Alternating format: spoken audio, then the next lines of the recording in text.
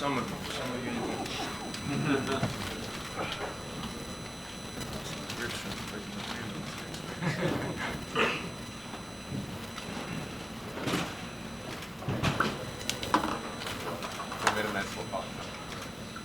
Beginning of the year, I told myself I might drink at the end of the year. I didn't know it was gonna be with this bad boy. I doubled it up.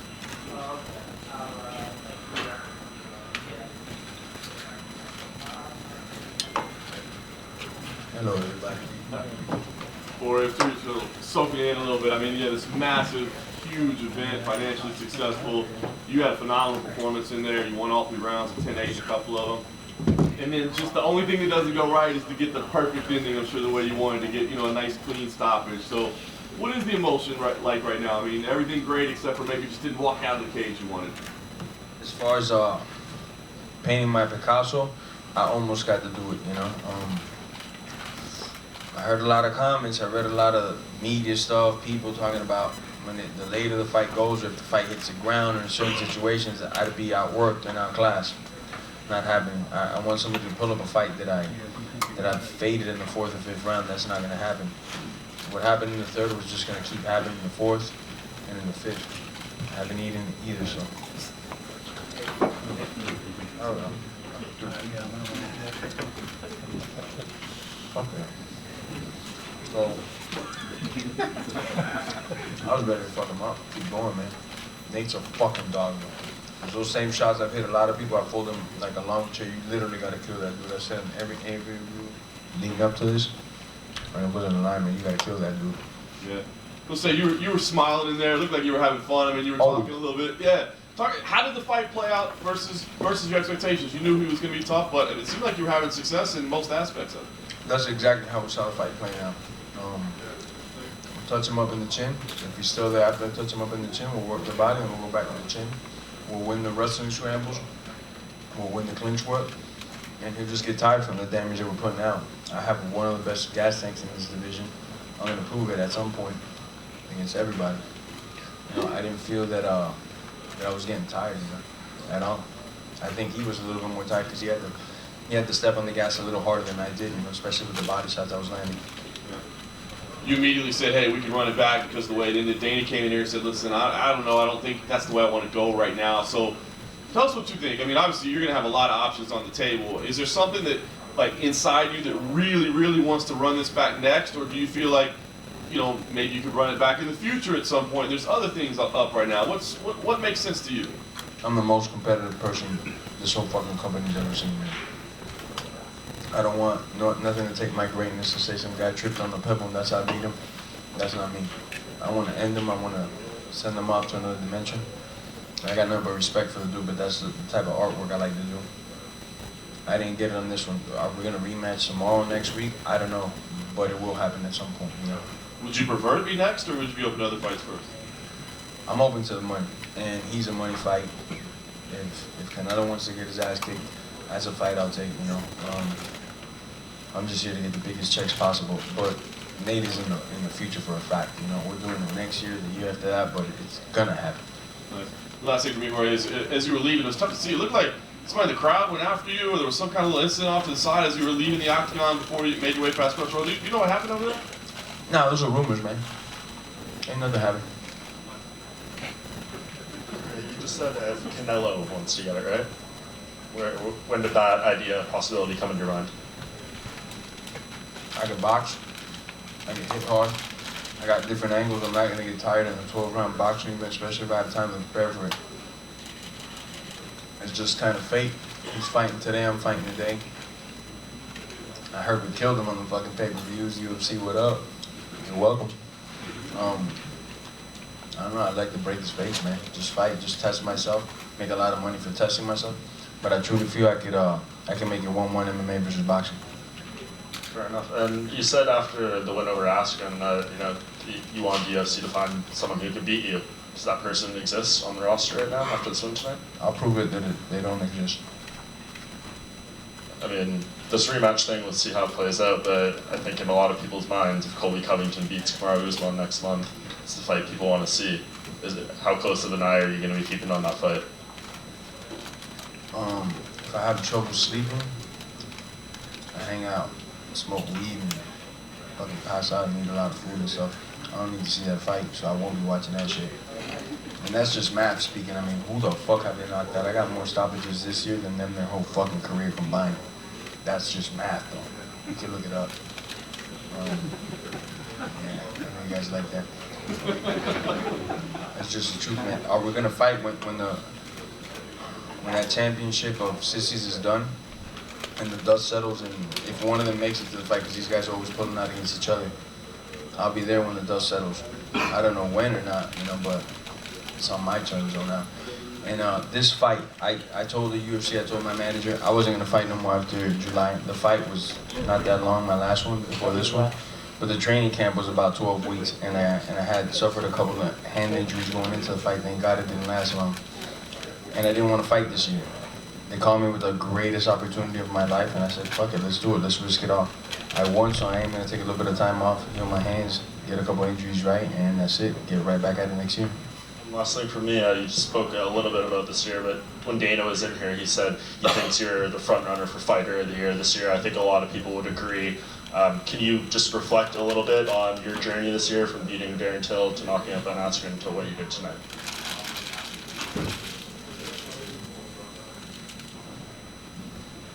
I got a lot of things to do in my book before I close it off.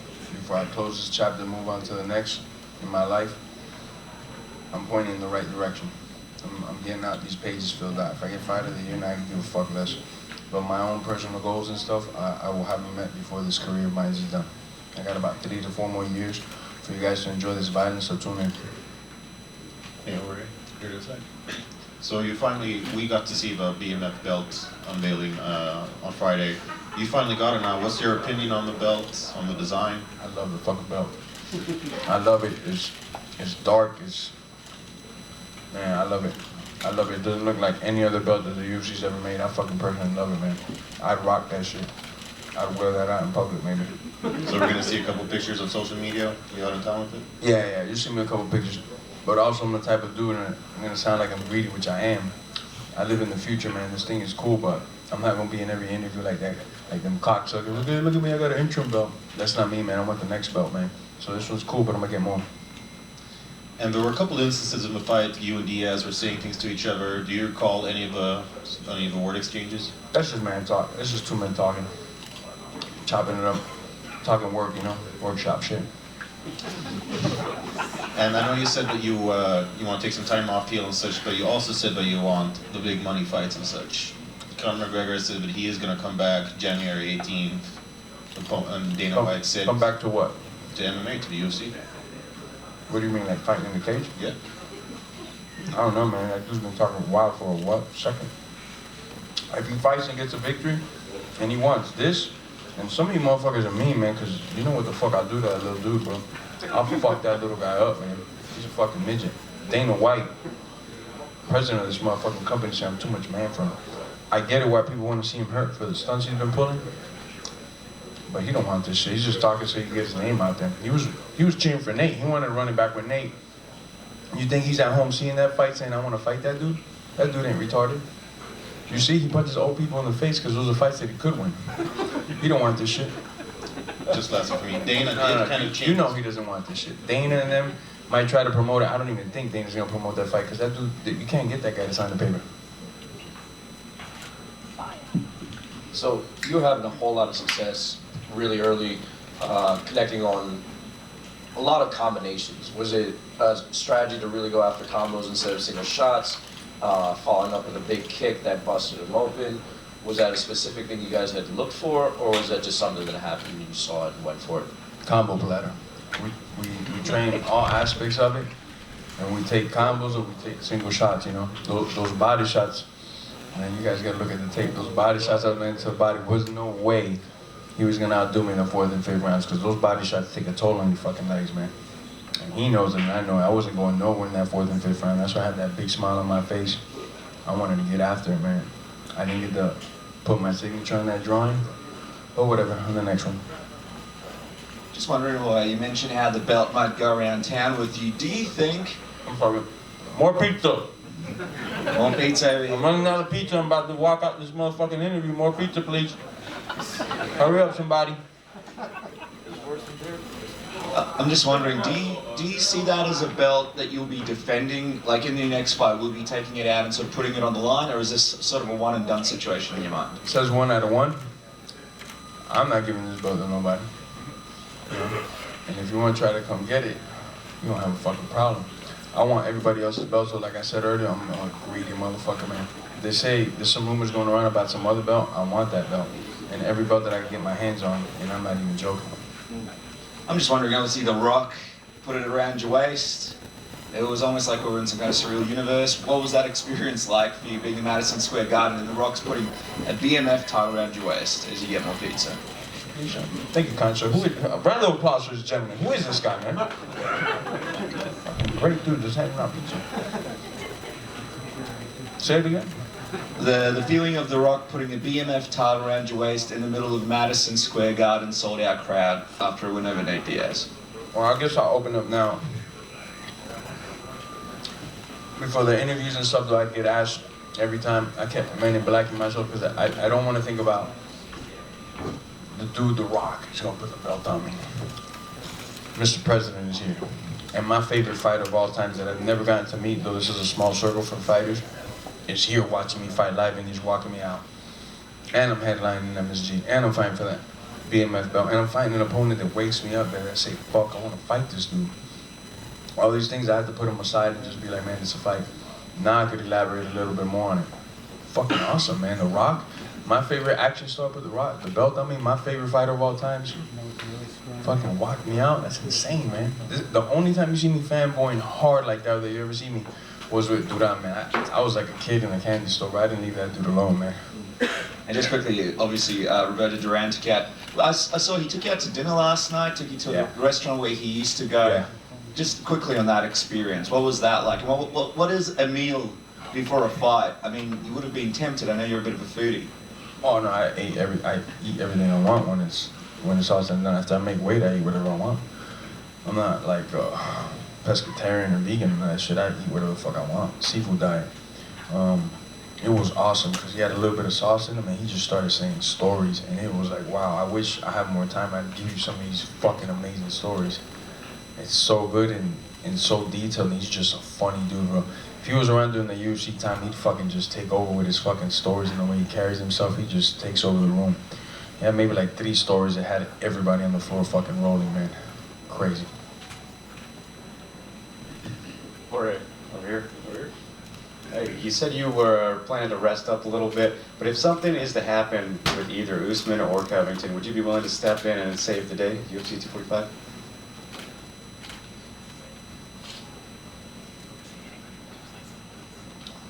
I'd be the hero they need, but they don't deserve me.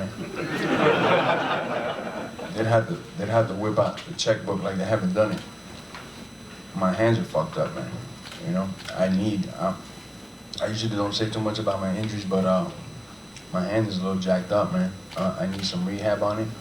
So if I was to get in, especially those crotch sniffers, I know I could hit them with a fucking knee or something. So I could do it, but they gotta, you know? Dana's not gonna like the figure, neither's Hunter, the UFC, you know? So I'll put it out there anyway, so it's on the universe. If one of those sissies gets hurt, they gotta pay me, man. They gotta fucking pay me, man. You said you were one of the most competitive people of all time. Yes, sir.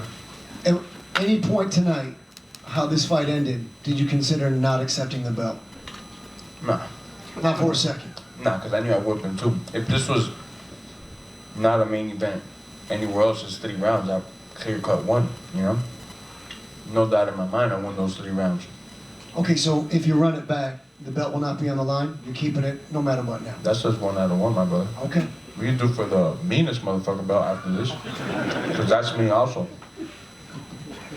Jorge, to your left, where would you rank this moment among other moments in your career? It's up there. It's up there. There's a lot of moments that helped me get here that I maybe rank smaller, though they're little moments, you know? Some of you might not even know about them. But this is definitely up in the top 5 moments of my career, for a fact. And I know you had some reservations about fighting in Europe, given what happened with the stoppage. Is that what you were possibly afraid of? Well, backstage, I kept asking the doctors, how bad was the cut? How bad was the cut? So they showed me a couple pictures, and one of the doctors came and goes, man, don't worry about the cut. Me personally, he was taking too much shots. I was going to go in the fourth if he kept clipping him, and I was going to stop it because there's too many shots. New York, I know, has had some trouble in the past with deaths and stuff. So it's kind of like, man, I had him on both angles, you know. And what did they want me to do? And then New York, they fucking turned on me, man. Boo the doctor and shit. Don't boo me. I'm the one that did the fucking damage. It's not my fault. I want to keep going. I'm a fucking dog, man. I want to see the person with no life in him when I'm done. It's not my fault. Y en español, el público latino te ha estado apoyando mucho, especialmente en esta etapa. No sé si quieres usar esta plataforma y decirle algo al público latino que te ha estado apoyando tanto. Morgan, translate for me. Siempre a mi público latino, cuando yo empecé en los patios, gente de los patios, ellos siempre estaban ahí conmigo desde el principio y van a estar conmigo hasta el final. Yo soy el gallo de ellos y ellos lo saben. Y se lo enseñé hoy porque uno de los perros más grandes que hay en todo el deporte es Nate Diaz. Y yo le enseñé quién es más perro, quién es más gallo a toda mi gente latina. So, sin duda todos los latinos están conmigo, eso no ni se puede dudar. Gracias, Jorge. Gracias, hermano. You got that, Morgan? Got it. Jorge, down to your right here. 2019, the last 7 months of 2019 have been phenomenal for you, where you've racked up 3 wins against three of the biggest names in the promotion. What? Three? You stop it, baby. All right. Wait, a record-breaking thing. Don't sell me short. I'm not trying to. I'm not trying to. Okay, I'll add in the 5-second, the fastest knockout in UFC history. How can you top that in 2020? I mean his entire run. No. It's getting top.